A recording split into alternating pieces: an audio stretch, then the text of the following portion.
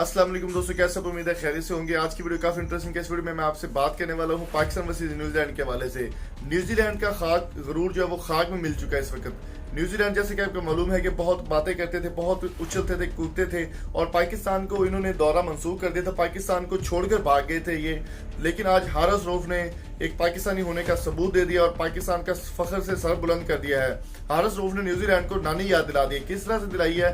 आज उन्होंने अपने मैच के अंदर 5 विकेट लिया, जो कि एक बहुत बड़े मायने रखती है। हारिस रऊफ की इन 5 विकेटों ने पाकिस्तान को एक नई सुबह की किरण दी है और नया जो है वर्ल्ड कप की उम्मीद दिलाई है।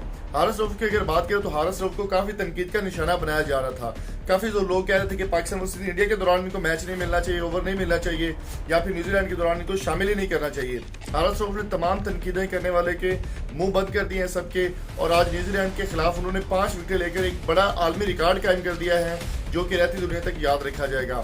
हारिस रऊफ का कहना था, जैसे कि मैंने आपको पहले ही बता दिया था कि हारिस रऊफ ने कहा था कि आज जो है वो न्यूजीलैंड की ईंट से ईंट बजा देंगे, और बिल्कुल वैसा हुआ कि न्यूजीलैंड की तमाम टीम जो है वो 20 ओवर मुकम्मल होने से पहले 20 ओवर मुकम्मल होने के बाद जो है वो 135 रन पर ढेर हो गई।